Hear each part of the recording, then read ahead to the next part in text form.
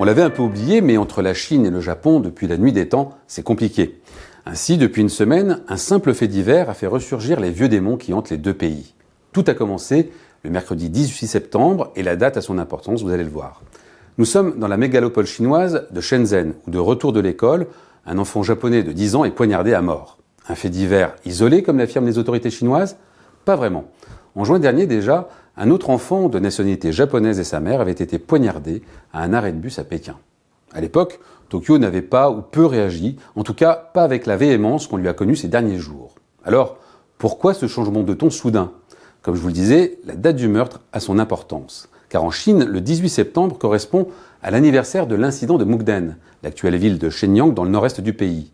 En 1931, le Japon avait piégé un segment de rail qui appartenait à la société japonaise des chemins de fer de Mandchourie du Sud. Le pays du soleil levant avait accusé l'Empire du Milieu d'avoir perpétré cet attentat contre les intérêts japonais et avait saisi cette opportunité pour envahir la Mandchourie. Cette date est considérée comme le début de la Seconde Guerre sino-japonaise. En Chine, on l'appelle même le jour de l'humiliation.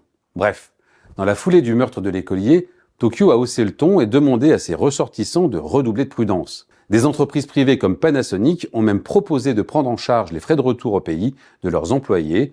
C'est peu dire quand on connaît la pingrerie de ce genre de grosses boîtes japonaises. Il faut dire que l'ambiance n'est pas au beau fixe quand on est un nippon en Chine.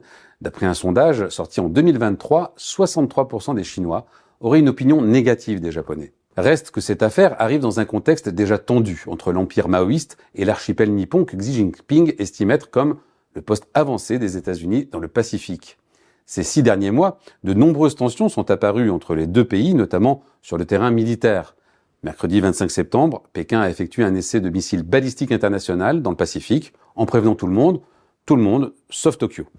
Il y a un mois, un avion de reconnaissance militaire chinois a également violé l'espace aérien japonais pendant 2 longues minutes. En vérité, une réponse à 2 provocations précédentes du Japon. En juillet dernier, un destroyer japonais avait lui aussi franchi les eaux territoriales de la Chine, malgré les sommations répétées de la marine chinoise. Une intrusion qui s'est déroulée 1 mois après que les marines japonaises, sud-coréennes et américaines ont fait des exercices communs dans la même zone. Cette première avait beaucoup inquiété en Chine. Dans la presse officielle, ces exercices ont été vus comme un avertissement majeur de Washington envers Pékin, qui, on le sait, a l'intention de ramener Taïwan dans son giron, de quelque manière que ce soit, comme l'avait annoncé Xi Jinping. Bref, tout dérapage, y compris un fait divers, peut mettre le feu aux poudres entre les deux anciens empires. Entre la Chine et le Japon, c'est tendu.